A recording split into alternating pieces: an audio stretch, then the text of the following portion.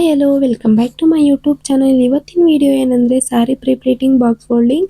ನನಗೆ 3 ಸ್ಯಾರಿ ಆರ್ಡರ್ ಬಂದಿತ್ತು, ಅದಕ್ಕೆ ನಾನು ಸ್ಯಾರಿ ಪ್ರಿಪ್ಲೇಟಿಂಗ್ ಬಾಕ್ಸ್ ಫೋಲ್ಡಿಂಗ್ನ ವಿಡಿಯೋ ಆಗಿ ಅಪ್ಲೋಡ್ ಮಾಡೋಣ ಅಂತ ಮಾಡ್ತಾ ಇದ್ದೀನಿ. 3 ಸ್ಯಾರಿನೂ ರೆಡ್, ಬ್ಲೂ, ಗ್ರೀನ್ ತುಂಬ ಚೆನ್ನಾಗಿತ್ತು ಕಲರ್ಸು.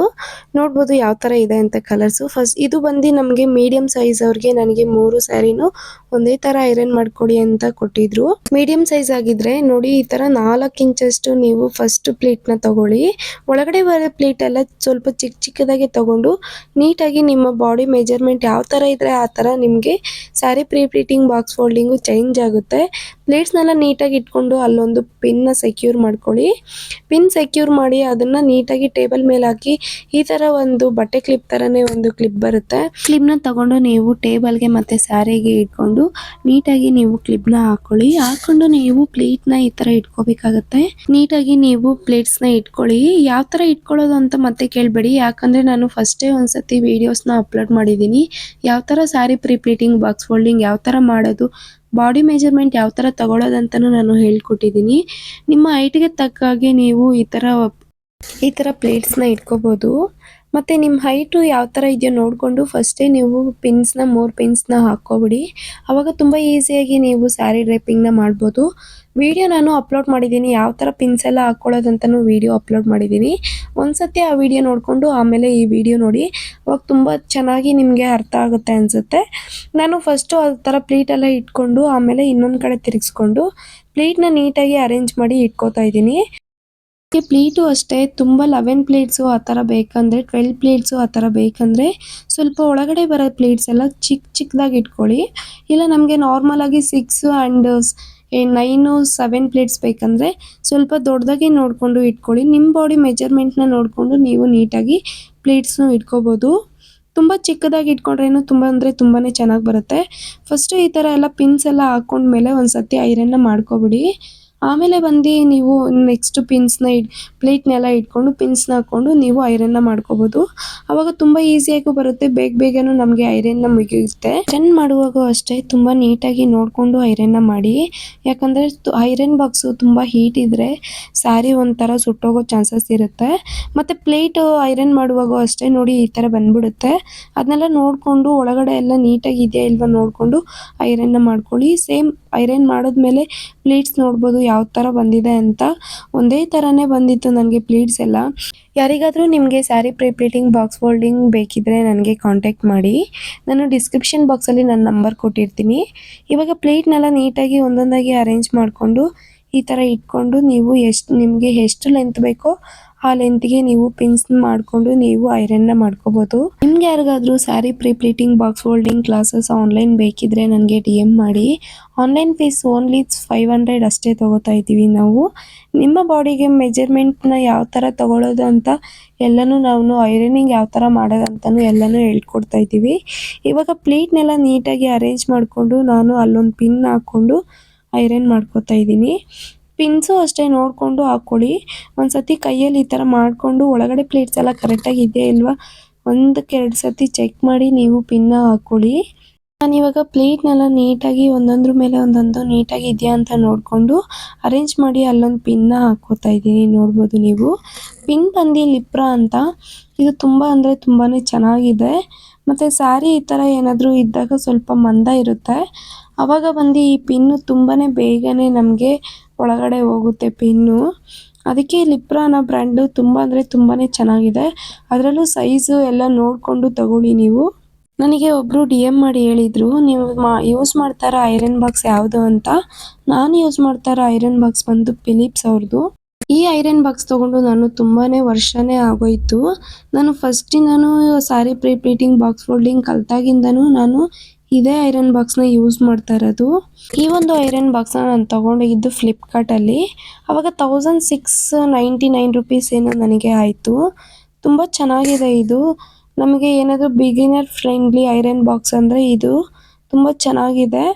ಇದು ಸ್ವಲ್ಪ ಕಾಸ್ಟ್ ವೈಸು ಸ್ವಲ್ಪ ಕಮ್ಮಿನೇ ಇದೆ. ನಿಮಗೆ ಪರ್ಸ್ನಲ್ ಯೂಸಾಗೂ ಇದು ಯೂಸ್ ಮಾಡ್ಬೋದು, ತುಂಬ ಚೆನ್ನಾಗಿರುತ್ತೆ. ಒಳಗಡೆ ಎಲ್ಲ ಪ್ಲೀಟ್ಸ್ ಎಲ್ಲ ಇಟ್ಕೊಂಡು ನಾನು ನೀಟಾಗಿ ಐರನ್ನ ಮಾಡ್ಕೋತಾ ಇದ್ದೀನಿ.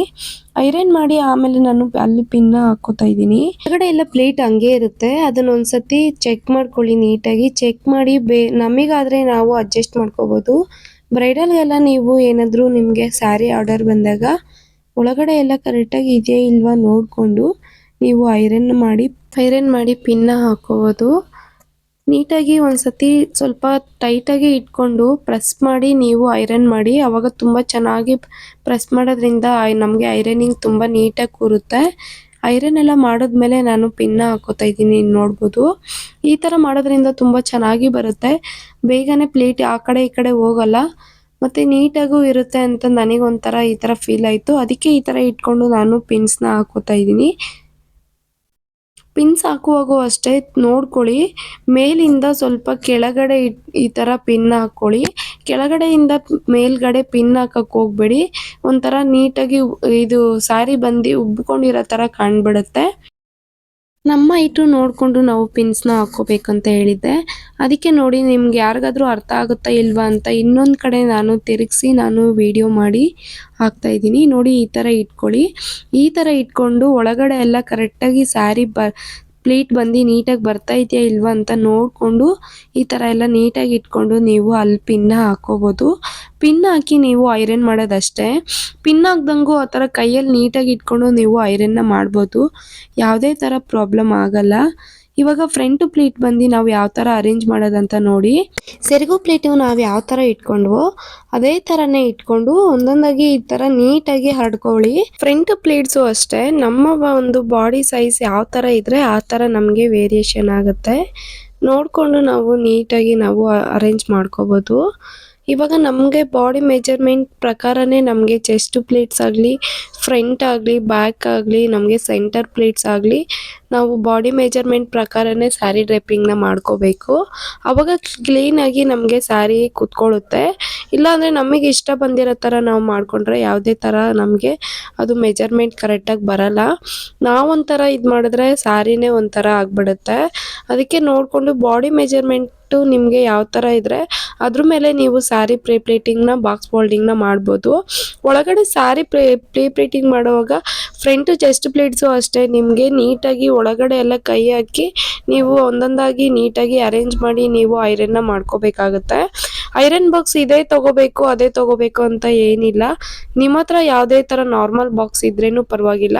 ಒಂದು ಚಿಕ್ಕದೊಂದು ಸ್ಪ್ರೇ ಬಾಟ್ಲು ಬರುತ್ತಲ್ವ, ಅದರಲ್ಲಿ ವಾಟರ್ನ ಹಾಕ್ಕೊಂಡು ನೀವು ಸ್ಪ್ರೇ ಮಾಡ್ಕೊಂಡು ನೀವು ಐರನ್ನ ಮಾಡ್ಕೋಬೋದು. ನಮಗೆ ಸ್ಟೀಮ್ ಐರನ್ ಬಾಕ್ಸ್ ಯಾವ ಥರ ಫಿನಿಶಿಂಗ್ ಕೊಡುತ್ತೋ ಸೇಮ್ ಅದೂ ಅಷ್ಟೇ ಆ ಥರ ಸ್ಪ್ರೇ ಮಾಡೋದ್ರಿಂದ ತುಂಬ ಈಸಿಯಾಗಿ ಆಗುತ್ತೆ. ಅದಕ್ಕೂ ಇದಕ್ಕೂ ಇಷ್ಟೇ ವ್ಯತ್ಯಾಸ, ನಾವು ಇದರಲ್ಲೇ ಸ್ಪ್ರೇ ಬರುತ್ತೆ, ಅದಕ್ಕೆ ನಾವು ಸ್ಪ್ರೇ ಬರೋದ್ರಿಂದ ನಾವು ಇದೇ ಥರ ಮಾಡ್ಕೋಬೋದು.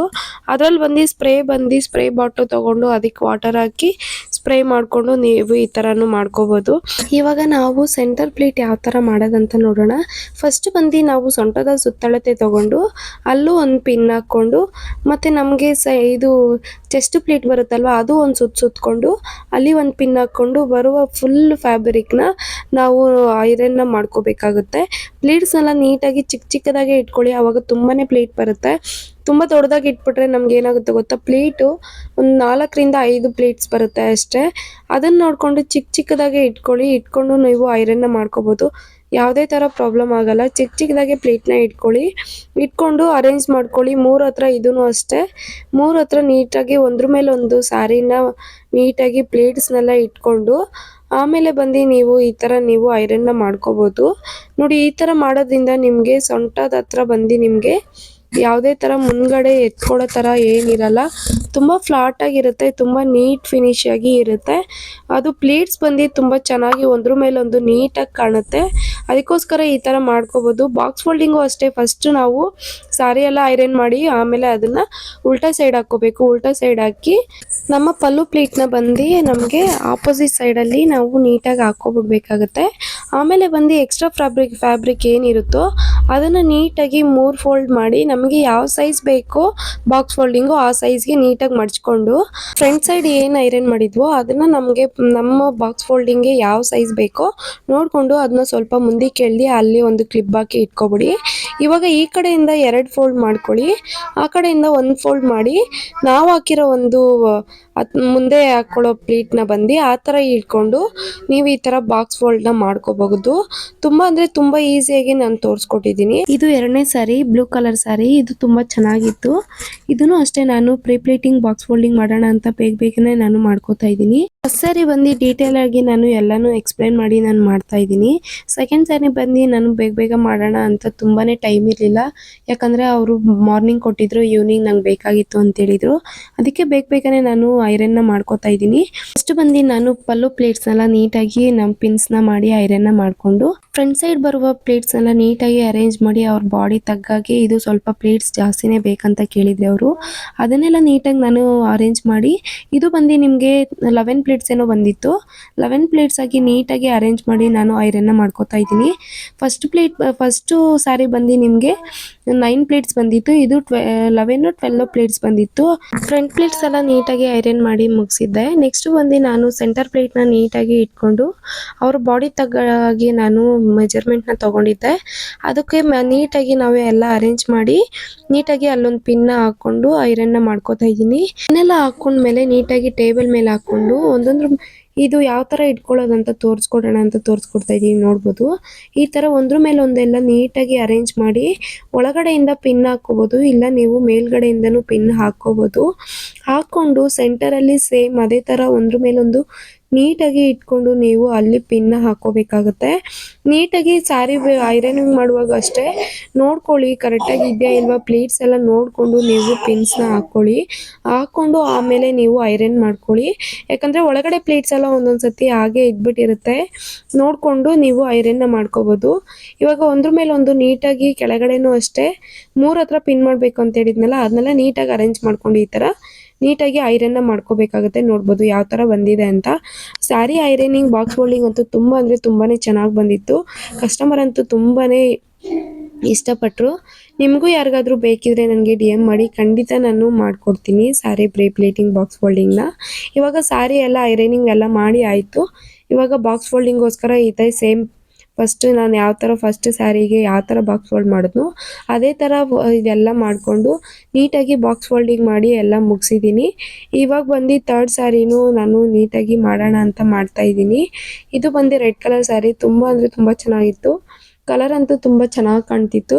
ಇದು ಫಸ್ಟು ಪ್ಲೇಟ್ಸ್ ಎಲ್ಲ ನೀಟಾಗಿ ಅರೇಂಜ್ ಮಾಡಿ ಪಿನ್ ಹಾಕ್ಕೊಂಡು ಬೇಗನೆ ಮಾಡ್ಕೊಳ್ಳೋಣ ಅಂತ ಬೇಗ ಮಾಡ್ತಾ ಇದ್ದೀನಿ. ಯಾವುದೇ ಥರ ಟೈಮ್ ಇರಲಿಲ್ಲ, ಆದ್ರೂ ಪರವಾಗಿಲ್ಲ ಅಂತ ವಿಡಿಯೋ ಮಾಡಿಕೊಂಡು ನಿಧಾನಕ್ಕೆ ಮಾಡ್ಕೋತಾ ಇದ್ದೀನಿ.